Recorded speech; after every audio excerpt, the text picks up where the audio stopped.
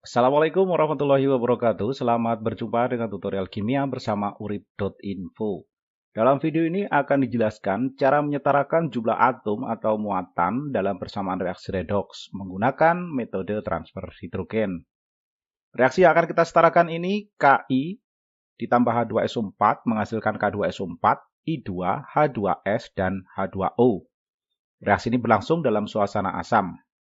Persamaan reaksi ini merupakan reaksi molekuler, jadi tidak ada ion. Oleh karena itu, di dalam metode transfer hidrogen ini, kita pasangkan spesi yang mirip yang mengandung selain atom O dan H. Karena ini reaksi molekuler, maka kita tidak akan melakukan penyetaraan muatan, karena memang tidak memiliki muatan. Jadi kita langsung bagi persamaan ini menjadi dua bagian. Yang pertama, kita akan pasangkan Ki, kita pasangkan dengan spesi di ruas kanan yang mengandung K dan mengandung I. Untuk yang mengandung K di ruas sebelah kanan ini kan K2SO4. Kita tuliskan K2SO4. Kemudian yang mengandung I di ruas kanan adalah I2. Nah, selanjutnya kita periksa kembali apakah unsur yang ada di kedua ruas selain O dan H sudah tersedia. Tampak di sini di ruas sebelah kanan terdapat S, sementara di ruas kiri tidak ada.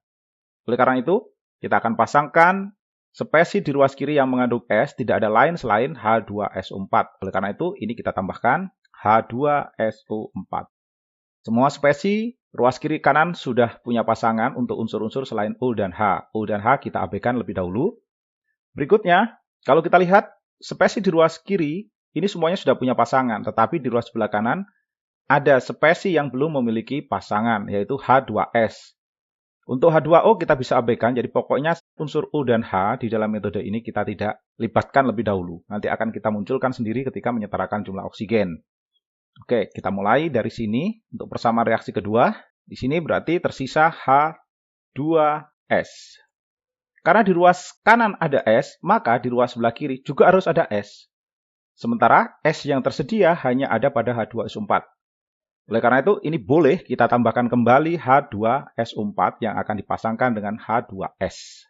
Selanjutnya, kita setarakan unsur selain O dan H untuk kedua ruas. K di ruas kiri ini 1, di ruas kanan jumlahnya ada 2. Maka yang di ruas sebelah kiri kita kalikan 2.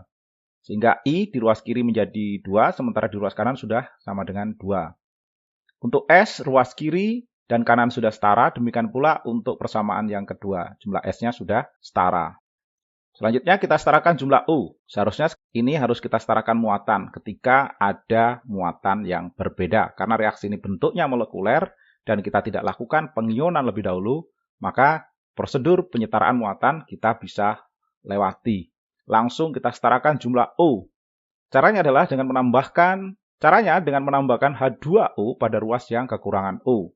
Di ruas sebelah kiri jumlah U-nya ada 4. Di ruas sebelah kanan juga sudah 4. Pada persamaan reaksi pertama jumlah O sudah setara. Oleh karena itu tidak perlu lagi ditambahkan H2O pada persamaan reaksi pertama.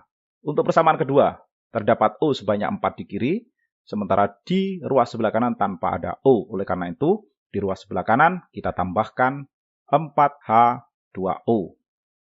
Selanjutnya kita setarakan jumlah H dengan menambahkan atom H. Di sini atom H dituliskan dalam tanda kurung siku. Kita tambahkan H pada ruas yang kekurangan H. Kita periksa. Di ruas kiri persamaan pertama ada 2H, sementara di ruas kanan tanpa ada H. Maka di ruas sebelah kanan ini kita tambahkan 2 atom H. Ditulisnya seperti ini. Kemudian persamaan reaksi kedua. Jumlah H di kiri ada 2. Jumlah H di kanan ada 2 ditambah 8. Ada 10. Sehingga terdapat selisih H sebanyak 8. Oleh karena itu yang di sebelah kiri kita tambahkan 8H. Sekarang sudah terlihat ini. Manakah reaksi reduksi dan reaksi oksidasi? Kita bisa berpedoman bila terdapat atom H di ruas kiri itu merupakan reaksi reduksi.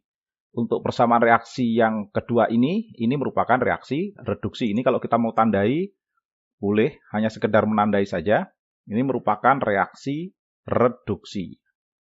Sementara kalau ada H di ruas kanan pada suatu reaksi, ini merupakan reaksi oksidasi. Jadi, persamaan reaksi yang pertama ini merupakan reaksi oksidasi.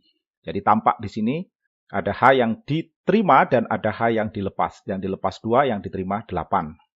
Pada reaksi redoks, jumlah H yang dilepas dengan yang diterima ini harus sama. Pada persamaan pertama ini melepaskan 2, sementara di persamaan kedua menerima 8. Oleh karena itu, pada persamaan pertama ini, kita perlu kalikan dengan suatu bilangan, yaitu 4. Dengan harapan jumlah H nanti juga menjadi 8. Ini nanti semua spesi yang ada di persamaan kedua harus kita kalikan 4. Sementara pada persamaan kedua tidak perlu dikalikan. Kalaupun mau dikalikan, silakan dikalikan dengan angka 1 dan itu tidak mengubah koefisien, maka tidak perlu dilakukan. Jadi di sini kita kalikan 4 semuanya. Oke, sekarang atom H yang dilepas dengan yang diterima sudah setara, jadi sama-sama 8. Bila kondisinya seperti ini berarti kita bisa mengatakan bahwa terjadi transfer hidrogen sebanyak 8, yang diterima 8, yang dilepas 8. Transfer hidrogen yang sebanyak 8 ini ekivalen dengan transfer elektron sebanyak 8 pula kalau kita menggunakan metode ion elektron. Jadi kalau ditanyakan berapakah jumlah elektron yang terlibat dalam reaksi redoks ini, jawabannya adalah 8 dengan catatan koefisien masing-masing spesi yang ada itu ya seperti yang kelihatan ini. Berikutnya akan kita gabungkan kedua persamaan reaksi ini. Ruas kiri kita gabung ruas kiri, ruas kanan kita gabung dengan ruas kanan. Oke, selanjutnya kita eliminir spesies sejenis yang muncul di kedua ruas.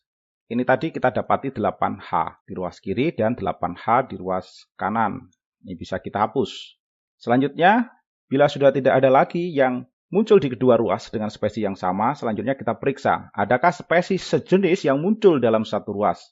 Ini kita dapati, H2SO4 ada di 2 posisi. Jadi ini kalau kita gabung jadinya 5 H2SO4, sementara di ruas kanan sudah beda semuanya, tidak ada yang sama. Jadi ini adalah reaksi redoks yang disetarakan dengan menggunakan metode transfer hidrogen, tanpa pengionan.